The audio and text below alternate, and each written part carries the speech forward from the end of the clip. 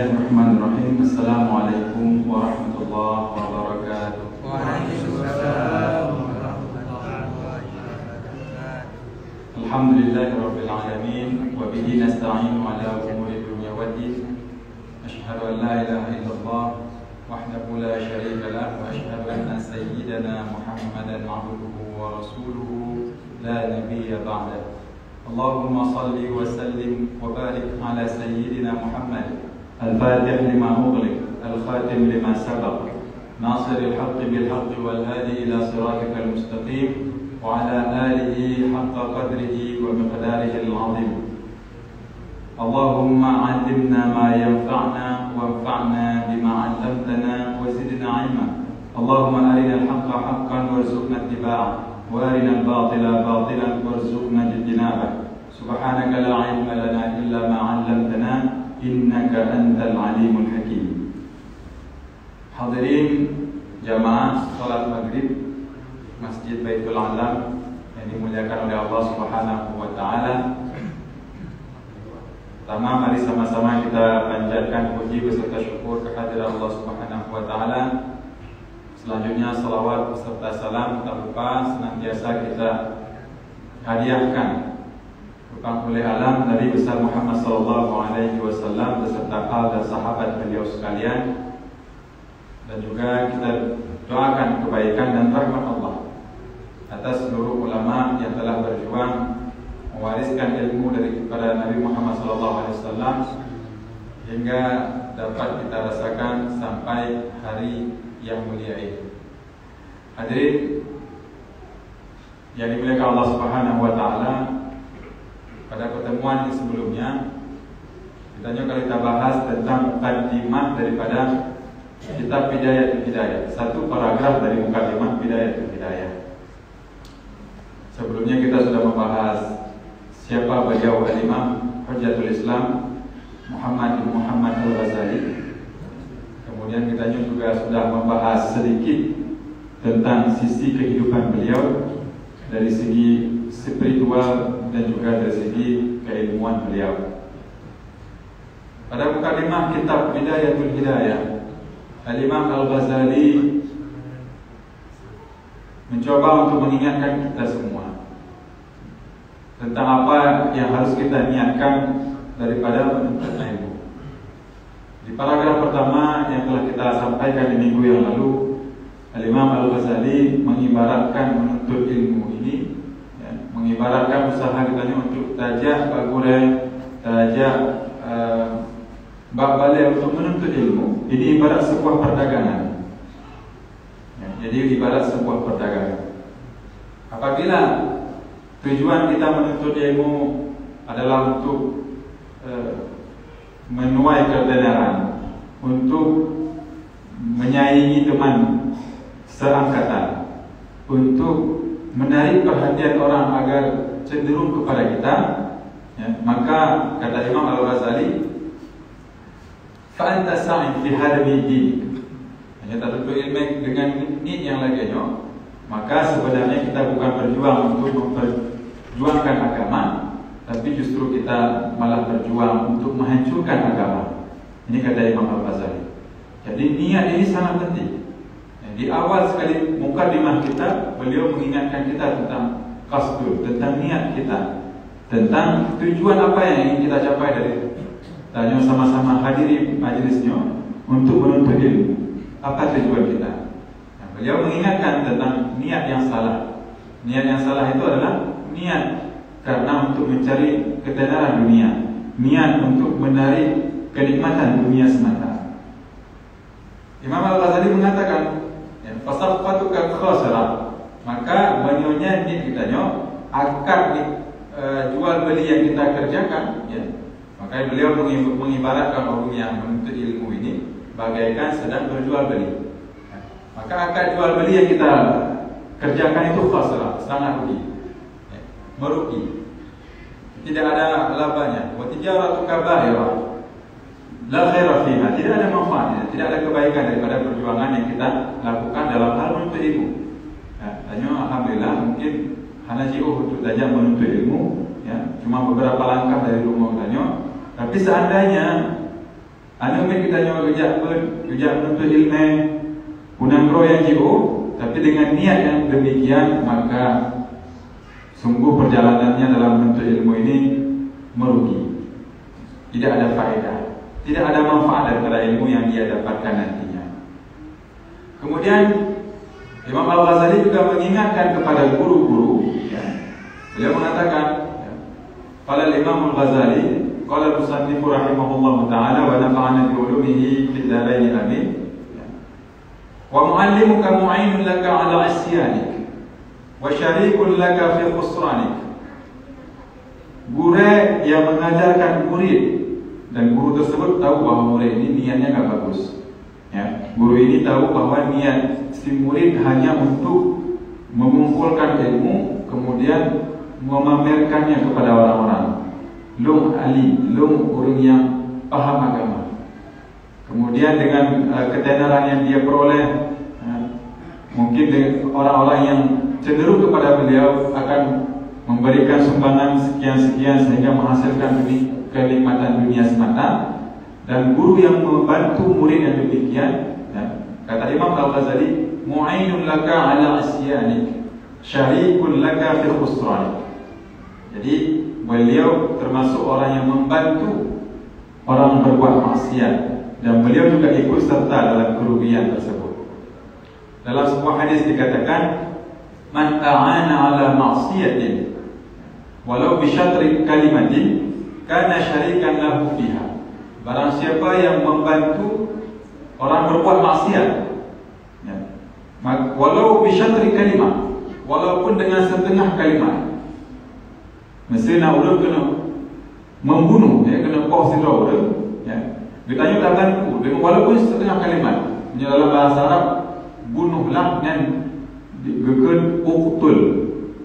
Sedangkan dia katakan nyamankan sudah syarikanlah, sudah termasuk guru yang membunuh. Atau mesti dalam bahasa katanya, nak urut yang kita lupa, baru tak pakai huruf P macam P-O, yang setengah kalimat, setengah kata, yang tak ikut serta dalam pembunuhan tersebut.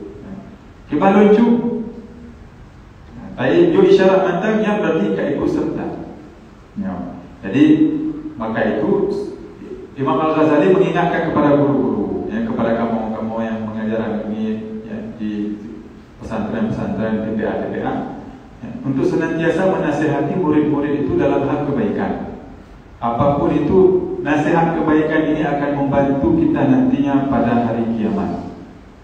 Nah, sebuah cerita yang diriwayatkan oleh Al-Imam Al-Karfi, beliau bermazhab Hanafi, ya.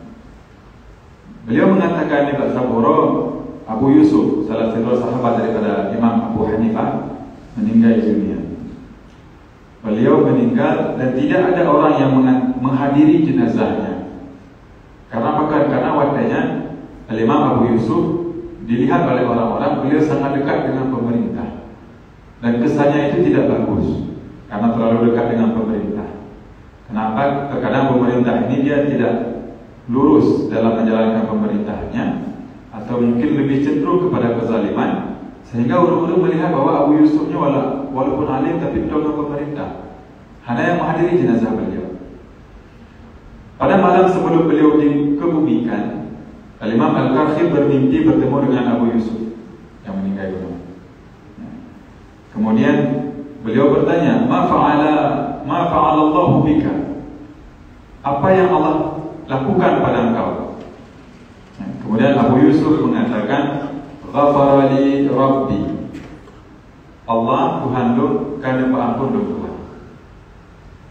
Imam Al-Karfi bertanya, bagaimana, dengan apa Allah mengampunkan dosa-dosamu? Kemudian dijawab oleh Abu Yusuf, ya, beliau mengatakan apa? Binushi lil muta'allimin, ya, dengan nasihat-nasihat yang saya berikan bagi orang-orang yang muta'allim, bagi murid-murid saya. Ternyata nasihat-nasihat kebaikan inilah yang mengampunkan dosa daripada seorang guru tadi. Maka itu seorang guru diingatkan oleh Imam Al-Ghazali, kalau melihat ada murid yang kira-kira niatnya demikian, nasihati. Jangan hanya mengambil keuntungan saja, hanya karena murid tersebut membayar uang iuran, ya, kita tidak mungkin nasihati dia. Kalau dia marah nanti dia keluar dari sekolah, maka ini perbuatan yang tercela. Ini termasuk dalam ambil bagian dalam perbuatan maksiat. Maka itu senantiasa kalau kita lihat ada murid-murid yang melenceng, itu nasihati dengan nasihat yang baik, dengan cara yang baik. Ya. Jangan kita biarkan dia, jangan kita takut nasihati dia, karena nanti kalau kita nasihati, nanti dia akan pergi karena dia pemasukan. Jadi ini sangat berbahaya, karena itu sama saja kita sudah ikut serta dalam perbuatan maksiat. Ya. Imam Al-Ghazali melanjutkan bahwa guru yang lagejo, nya wa huwa kaba'i sayfin min qati' tariq. Beliau ibarat seorang penjual pedang kepada perampok. Kata debu bahwa gurunya pekerjaannya perampok, pekerjaannya membunuh orang, tapi kita jual juga barang. Tak kubro barang bagusnya, tak kubro bedeng bagusnya, tak kubro sikit bagusnya. Nah ini termasuk orang yang man'a'ana ala maksiatin walau bisyatri kalimatin kana syarikan fiha. Makanya naruhnya dalam perbuatan maksiat yang dikerjakan oleh orang pembeli pedang tadi. Wa in kanat niyyatuka wa qasduka bima bainaka wa bain Allah ta'ala min ta'allumil ilmi al-hidayata duna mujarrad riwayah fa abshir fa innal malaikata tabsutu laka ajnihataha idza mashaita wa hitan al-bahri tastaghfiru laka idza ista'ita. Selanjutnya Imam Al-Ghazali melanjutkan, ya, yang pun guna menyelidiki kita dalam menuntut ilmu adalah niat yang salah.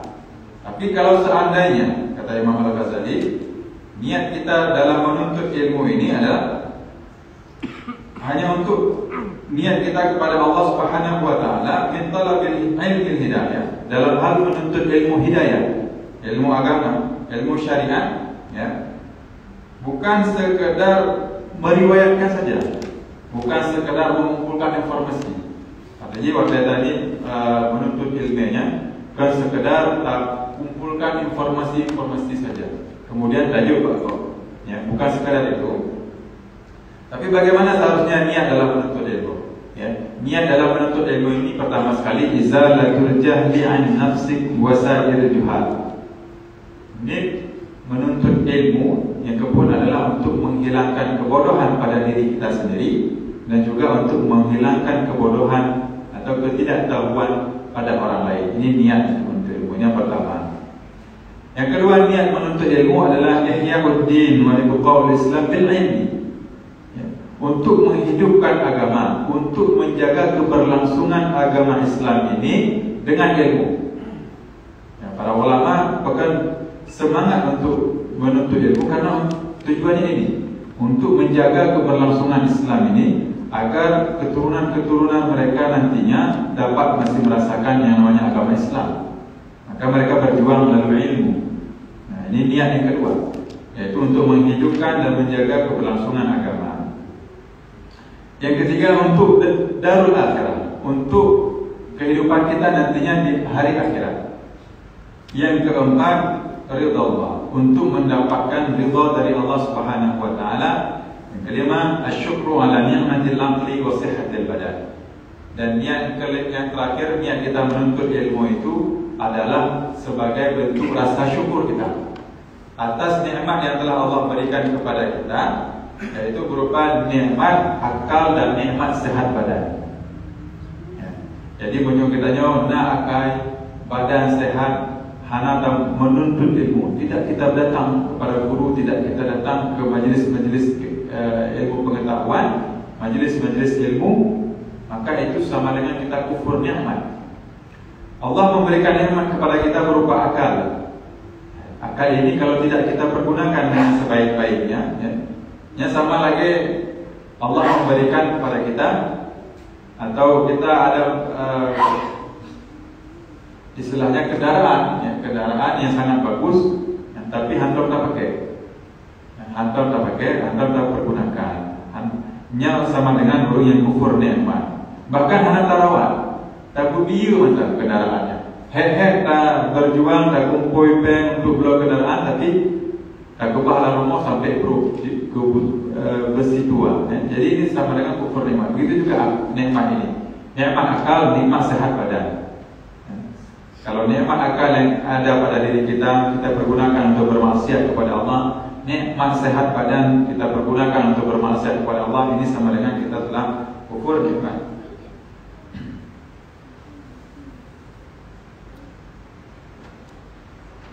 Kemudian Imam Al-Ghazali mengatakan, Fa'ushir fa'idal malaikata tabsutu laka ajnihataha idza masyita.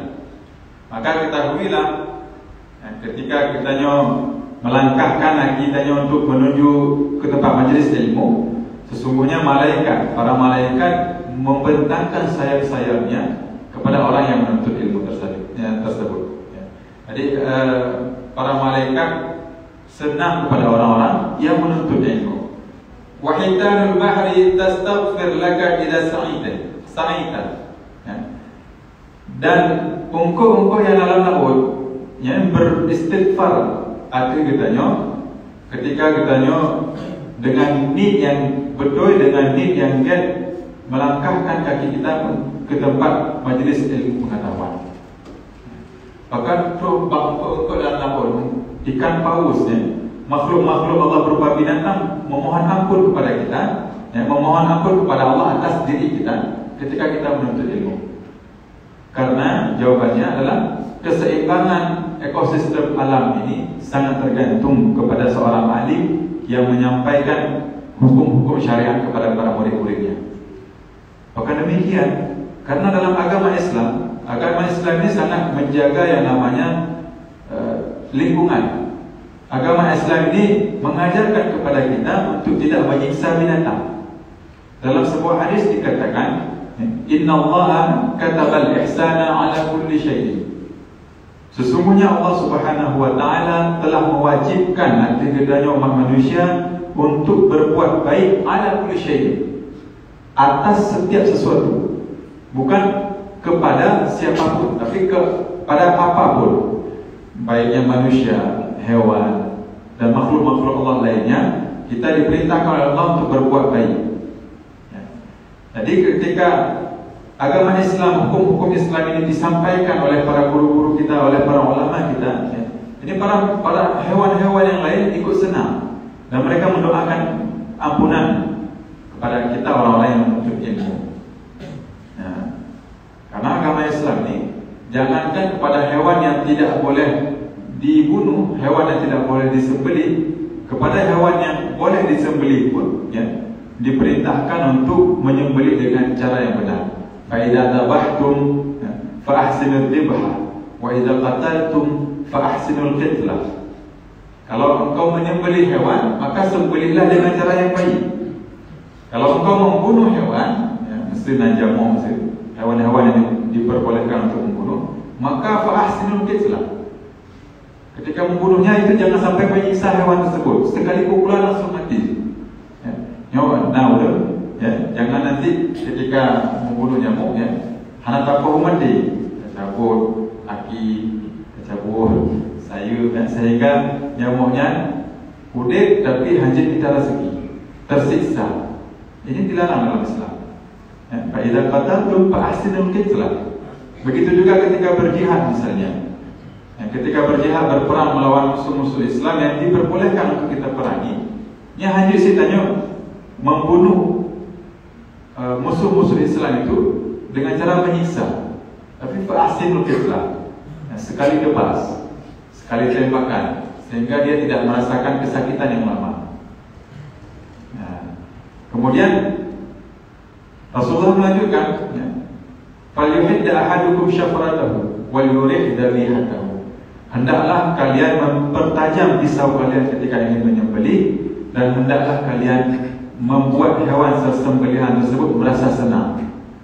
Jadi hewan sembelihan mentang diperintahkan katanya untuk kita bahagiakan, untuk kita buat senang. Apalagi makhluk-makhluk lain yang tidak boleh kita sembelih, makhluk-makhluk lain yang tidak boleh kita bunuh. Maka itu juga diperintahkan dalam agama Islam untuk kita berbuat baik kepada mereka. Maka itu berupa ungkuk-ungkuk di laut, ketika kita nyojak menuju tempat menuntut ilmu, beristighfar, memohon ampunan kepada Allah atas si penuntut ilmu tersebut. Walakin yanbaghi laka an ta'lam qabla kulli syai'in. Akan tapi perlu kita ketahui sebelum segala sesuatu, sebelum kita menuntut ilmu, ya.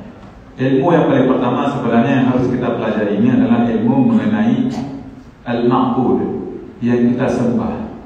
Ya, ini ilmu yang paling pertama yang harus kita ketahui, yaitu mengenal Allah Subhanahu wa taala. Ya.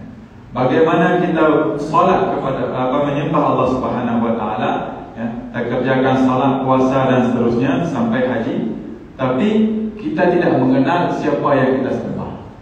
Kita tidak mengenal kepada siapa kita bersujud, ya. Maka itu ibaratnya ya omong kosong, ibaratnya sia-sia belaka. Amalan yang kita kerjakan itu sia-sia belaka. Bisa saja kita salat 5 waktu ditambah dengan sunnah-sunnah yang lain, tapi kita meyakini Allah dengan keyakinan yang salah, maka ibadah yang kita kerjakan juga sangat ya habaran mansura, katanya dalam Al-Quran. Jadi itu tidak ada faedahnya, la khairat fiha. Jadi yang pertama sekali harus kita ketahui adalah ilmu mengenal Allah Subhanahu wa taala. Dikatakan oleh para ulama, awaluddin ma'rifatullah. Awal agama Tuhan bertaduri. Ya, ini harus yang pertama sekali yang harus kita ketahui. Ya, secara umum ini terangkum dalam kalimat la ilaha illallah. Ya, tiada Tuhan yang berhak untuk disembah. La ma'budu bihaqqin illallah, melainkan Allah Subhanahu wa taala. Bagaimana sifat-sifat yang ada pada Allah? Jangan-jangan kita keliru dalam memahami atau meyakini sifat-sifat yang ada pada Allah. Nah, secara umum ketika kita mengatakan kita beriman kepada Allah Subhanahu wa taala, kita yakin dengan seyakin-yakinnya, ya, terteguh dengan pengetahuan yang benar dan juga beserta dalil-dalilnya bahwa Allah Subhanahu wa taala memiliki sifat-sifat kesempurnaan. Segala sifat kesempurnaan adalah sifatnya Allah Subhanahu wa taala yang pantas bagi Allah Subhanahu wa taala. Dan segala sifat kekurangan yang tidak pantas bagi Allah Subhanahu wa taala itu terhindar, ya. Tidak ada pada Allah Subhanahu wa taala. Ini secara umum. Kemudian baru harus kita ketahui bahwa Allah Subhanahu wa taala ini tidak didahului oleh apapun.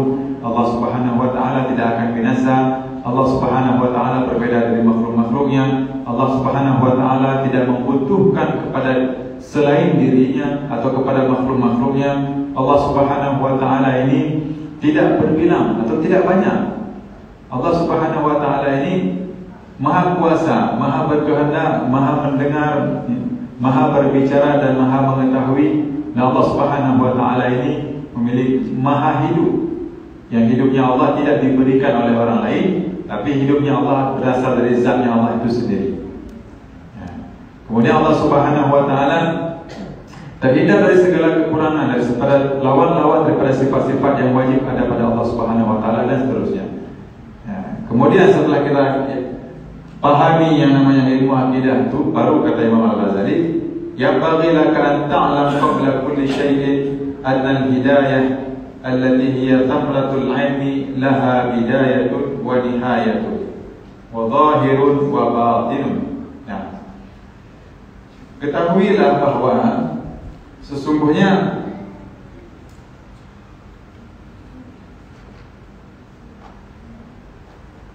hidayah, hidayah yang kita cari ini, yang mana hidayah ini merupakan buah daripada ilmu, itu mempunyai hidayah, mempunyai permulaan, dan juga mempunyai nihayah, mempunyai tujuan, mempunyai akhirnya.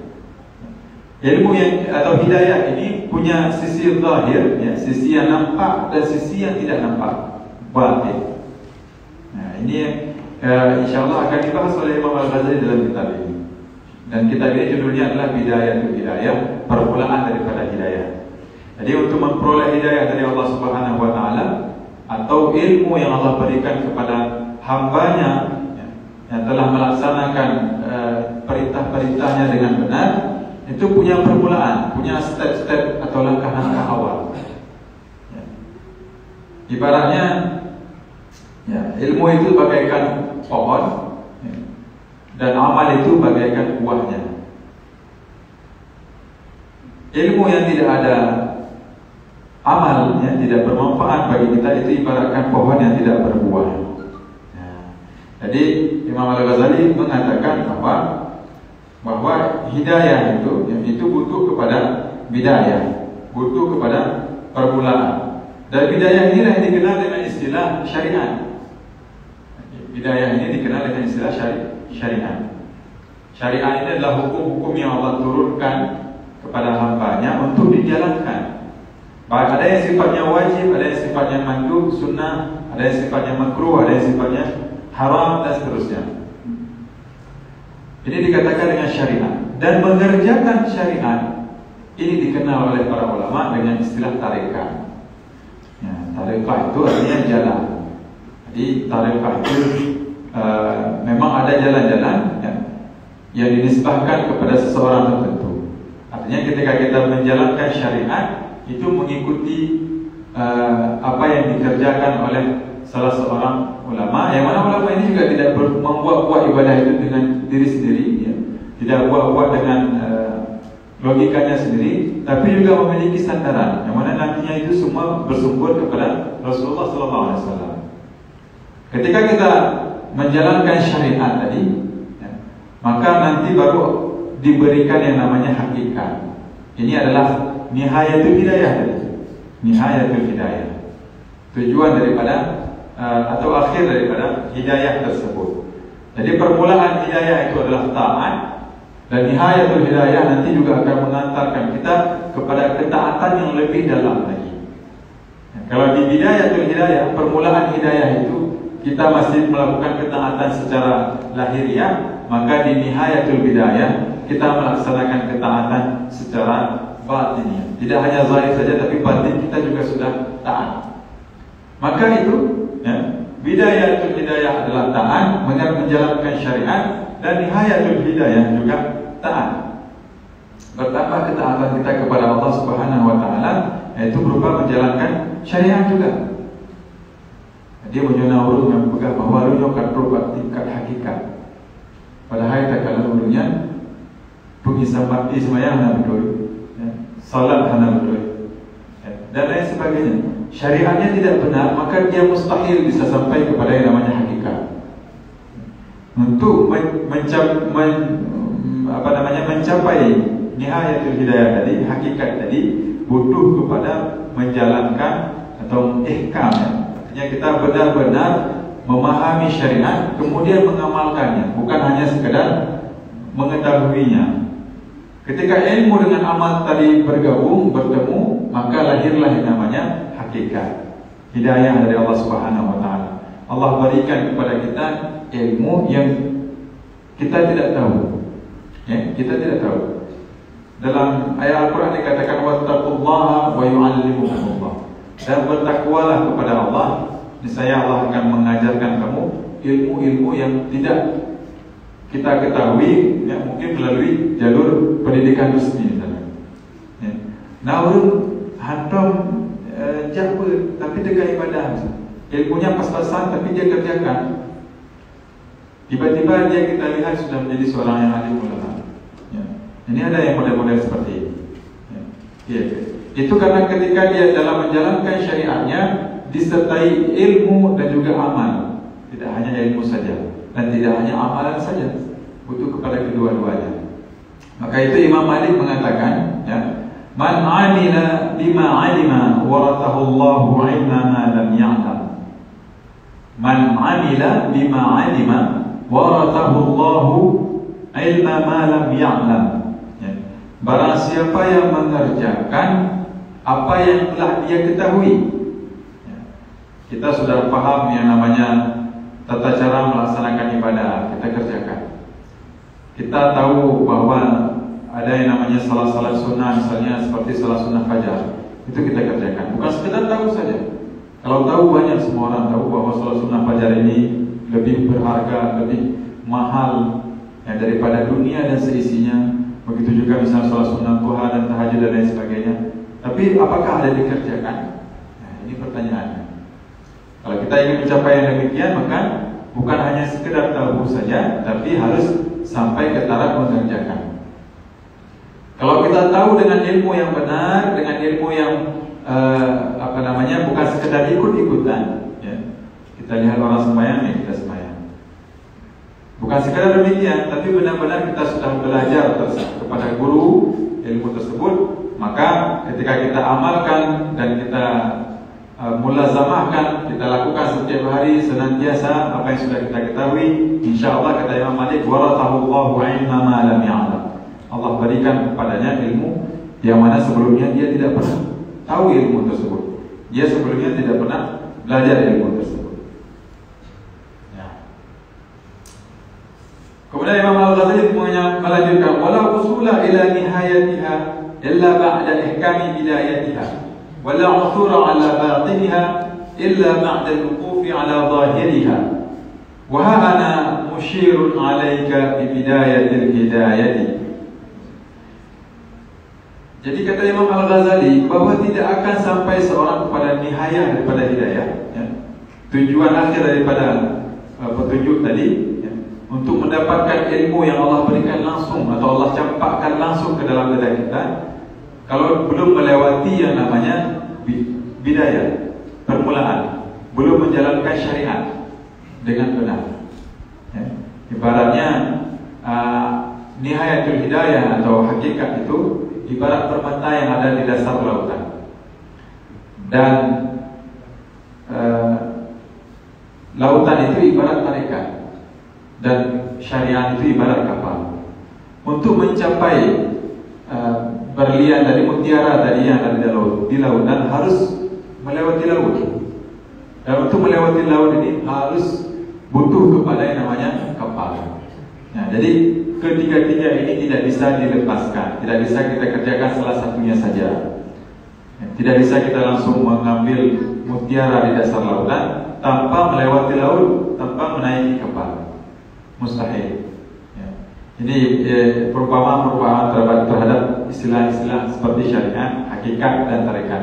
Tapi tanya ulul awam, insyaallah hanya perlu kita dalami dulu, ya. Karena di hidayah yang sangat simpel sebenarnya yang diceritakan nanti oleh Imam Al-Ghazali.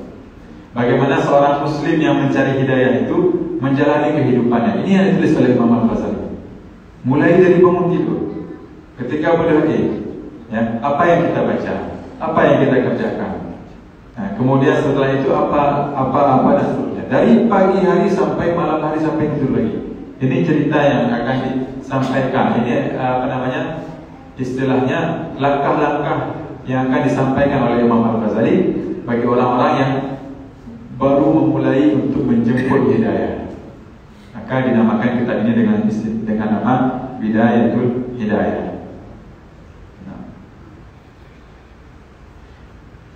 Kemudian Imam Al-Ghazali mengatakan, wa ana musyirun 'alaika bi bidayatil hidayah litujarrib fiha nafsaka wa tabtahina biha qalbak.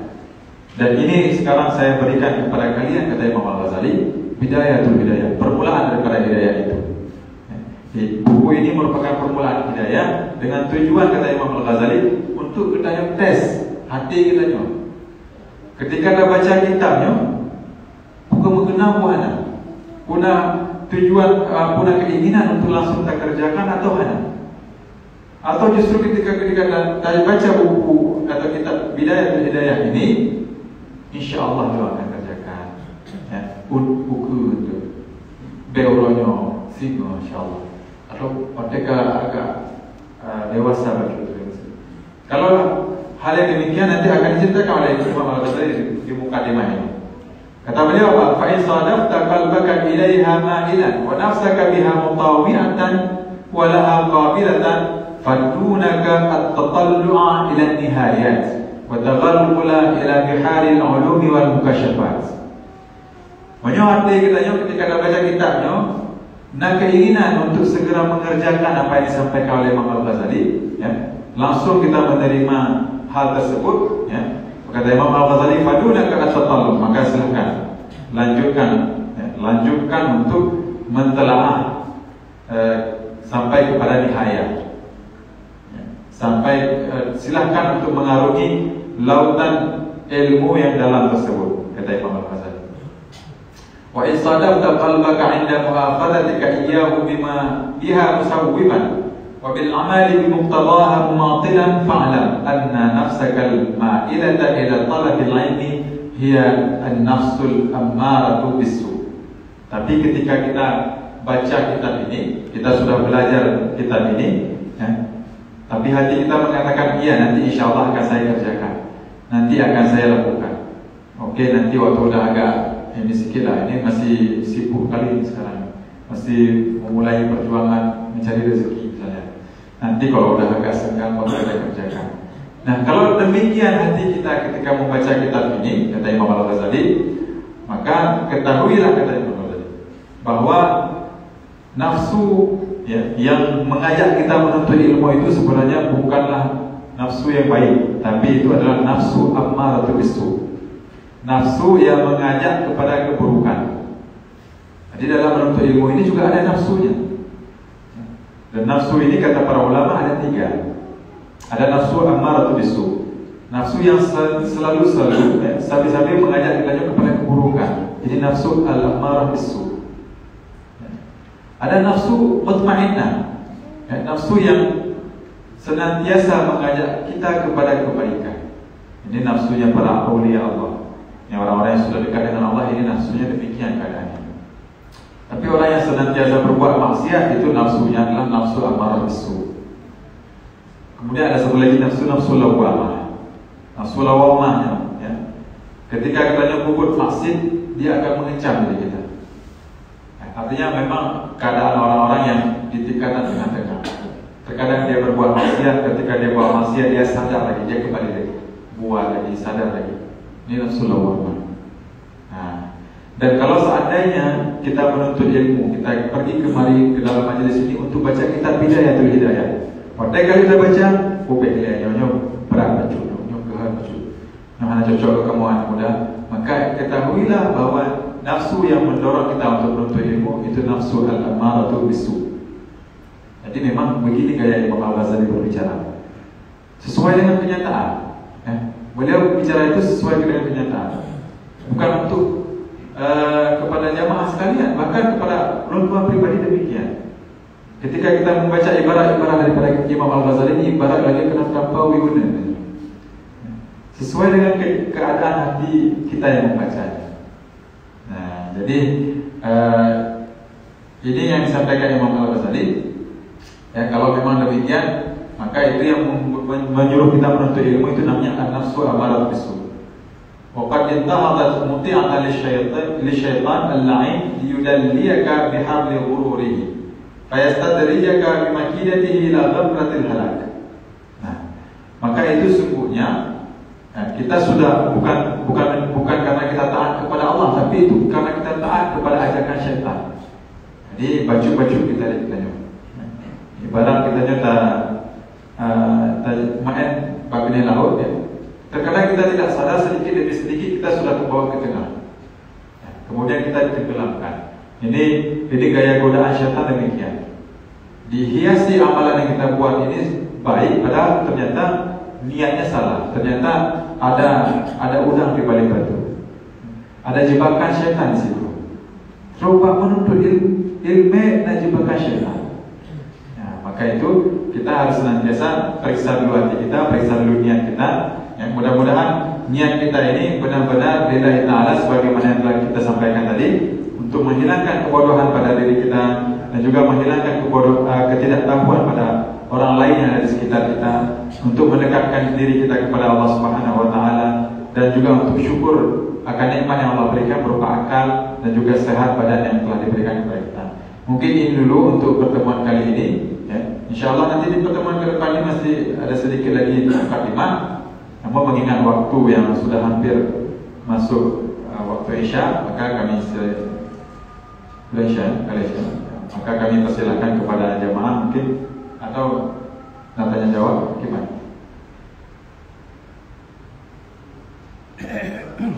Nah,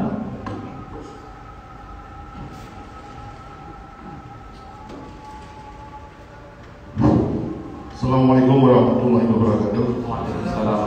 Terima kasih atas waktu yang diberikan kepada saya. Pada kesempatan ini barangkali saya ingin sedikit mendapatkan ilmu dari Ustaz.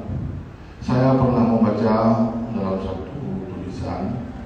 Di situ disebutkan bahwa manusia ini diibaratkan itu adalah mati. Namun kenyataan banyak yang hidup. Kehidupan ini itu disebabkan oleh karena adanya orang yang berilmu.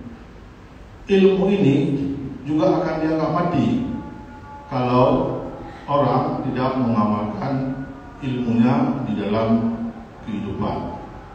Orang yang mengamalkan ilmu itu juga akan dianggap mati kalau dia beramal dengan tidak ada keikhlasan. Beramal tanpa keikhlasan adalah beribadah yang sia-sia. Oleh karena itu pada kesempatan yang mulia ini saya ingin mendapatkan sedikit pencerahan dari Pak Ustaz, bagaimana yang seharusnya yang harus kita lakukan bahwa di dalam kita beramal sesuai dengan ilmu itu supaya muncul satu keikhlasan sehingga ibadah yang kita lakukan ini tidak menjadi sia-sia. Barangkali ini mohon pencerahan dari Ustaz, lebih kurang saya mohon maaf. Saya akhiri dengan ucapan Assalamualaikum warahmatullahi wabarakatuh. Terima kasih. Waalaikumsalam warahmatullahi wabarakatuh. Intinya perlu dengar sih kata-kata demikian. Tapi ya itu ada benarnya. Ketika kita tidak punya ilmu, ya, itu ibarat kita bagaikan orang mati, ya. Hana faedah. Kehidupan yang kita lakukan itu tidak ada faedah dan seterusnya. Tapi intinya bahwa bagaimana dalam hal menjalankan ibadah ini agar sesuai dengan ilmu. Pertama memang harus belajar merenung, harus belajar kepada guru-guru yang benar-benar paham, yang benar-benar bisa menunjukkan kita kepada tata cara ibadah yang benar. Kemudian juga bukan hanya tata cara ibadah yang benar, tapi juga guru yang dapat mengajarkan kita tentang bagaimana caranya agar kita senantiasa dapat melakukan ibadah itu dengan keikhlasan. Jadi inilah yang disebut dengan ilmu akhlak. Dalam agama Islam itu ada 3 bagian yang sangat penting, diibaratkan punya dalam hadisnya dengan Islam, iman, Islam dan ihsan. Ada yang namanya dalam bahasa kita Jino dikenal dengan akidah, ya, kemudian syariat dan juga akhlak atau tasawuf. Ketiga-tiga ini tidak bisa kita pisahkan. Dengan ketiga-tiga inilah kita dapat menjalankan agama itu dengan benar. Oleh karena itu, ketika kita belajar, ya, kita tidak hanya mencukupkan diri pada ilmu akidah saja misalnya, sedangkan ilmu tata cara beribadah nggak tahu, tidak ada ilmu, itu sama saja.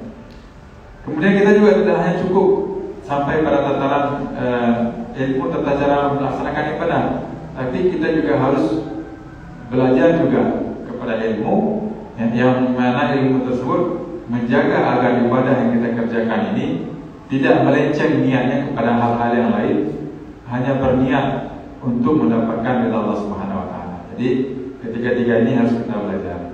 Mungkin oleh usaha para ulama ini nah istilah mungkin tasawuf, tauhid, fikih. Tiga-tiga ini sebenarnya terilhami dari hadisnya pun. Hadis Nabi Muhammad SAW tentang iman, Islam dan ihsan. Iman ini rukun iman, Islam ini rukun Islam yang 5, dan ihsan ini yaitu perkara-perkara yang dapat mengantarkan kita kepada keikhlasan tadi atau ilmu akhlak tadi. Dalam bahasa yang sekarang dikenal dengan tauhid, fikih dan tasawuf. Nah, jadi demikian yang dapat bantuan jawab. Wallahu a'lam bishawab.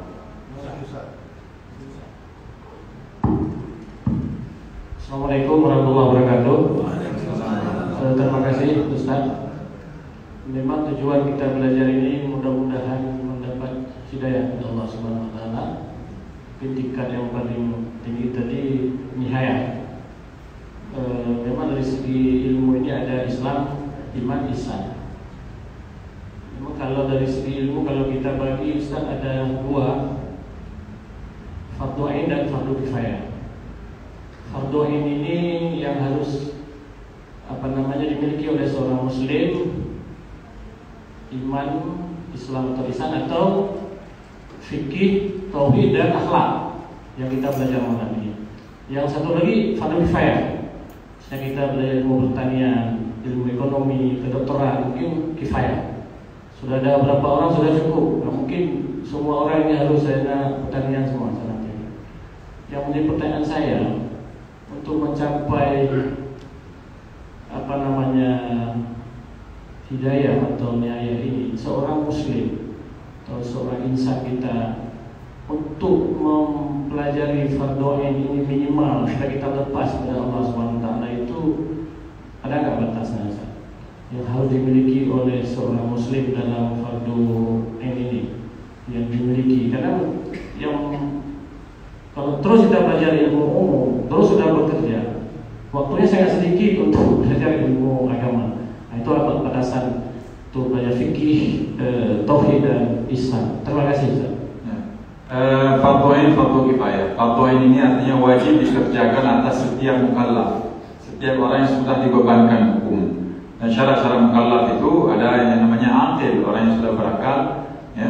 Orang gila tidak dibebankan hukum. Ada yang namanya baligh, sudah sampai kepada usia bulugh, ya. Anak-anak yang belum mencapai usia baligh ini belum dibebankan hukum.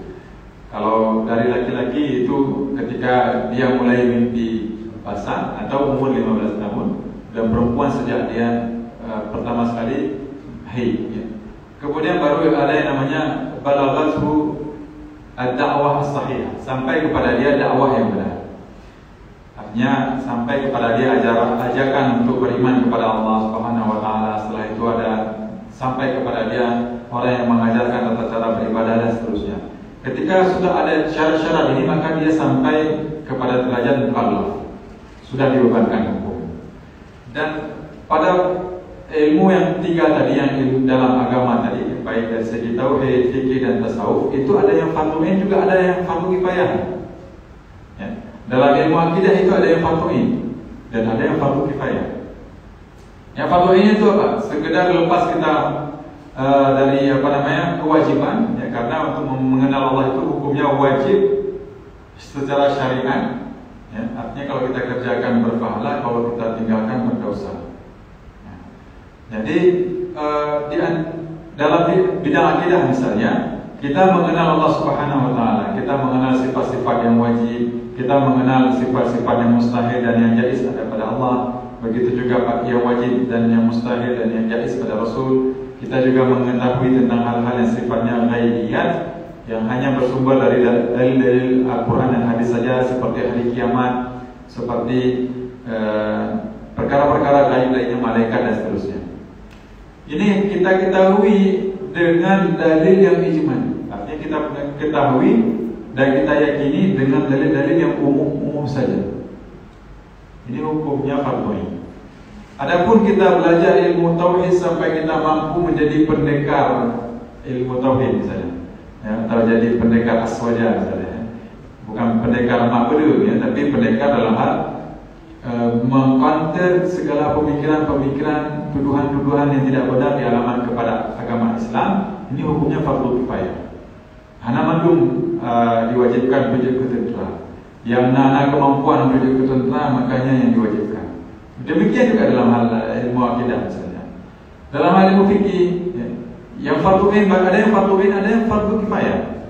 Yang fardhu ain adalah yang berkaitan dengan diri kita, terutama dalam hal misalnya ibadah. Dalam hal ibadah misalnya salat, karena kita tidak mungkin meninggalkan salat. Ya, yang namanya rukun Islam yang 5 ini akan dituntut atas kita untuk kita kerjakan, baik itu salat, puasa, zakat, ya, dan seterusnya. Ini dituntut kita untuk kita kerjakan. Maka tentang ibadah-ibadah yang wajib atas diri kita ini, kita wajib ketahui. Adapun yang fardhu kifayah misalnya, itu yang berupa pendalaman-pendalaman. Kita kan ulum Mekah, tidak ada urusan dengan misalnya dengan jual beli dan lain sebagainya. Maka itu tidak wajib bagi kita. Tapi kalau kita orang yang pedagang, itu wajib belajar ilmu muamalah, fikih muamalah.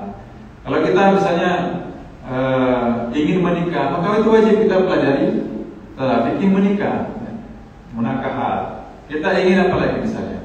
mengerjakan sesuatu, maka kita wajib untuk mengetahui amalan yang kita kerjakan itu harus sesuai dengan syariat. Ini yang minimal sekali, ini yang fardu ain. Tapi kalau kita belajar, kadang-kadang kita tidak melakukannya itu fardu kifayah. Dan begitu juga dengan ihsan ini, akhlak ini. Ya, kalau kita bagi orang-orang yang awam, maka cukup dengan kita mengetahui perkara-perkara yang sangat dianjurkan dalam agama yang secara zahir-zahir dulu. Ya, tidak perlu kita sampai kepada istilahnya yang batin-batin, ya, yang dalam-dalam, ya, asrar-asrar, rahasia-rahasia di balik amalan-amalan yang kita kerjakan. Yang pertama sekali kita ketahui dulu, ya sifatnya zahir-zahir saja. Nanti seiring berjalannya proses menuntut ilmu kita baru naik tingkatan ke selanjutnya. Nah, ini batasan-batasan dalam hal fardu ain atau yang wajib atas semua kita kerjakan yang sudah mukallaf. Mungkin demikian saja untuk pertemuan malam ini, ya, mengingat waktu setengah isya. Ya, saya ucapkan terima kasih atas partisipasinya dan mohon maaf atas segala kesalahan. Yang benar datangnya dari Allah Subhanahu wa taala, adapun yang salah itu datang dari diri saya sendiri. Wallahu a'lam bishawab. Assalamualaikum warahmatullahi wabarakatuh.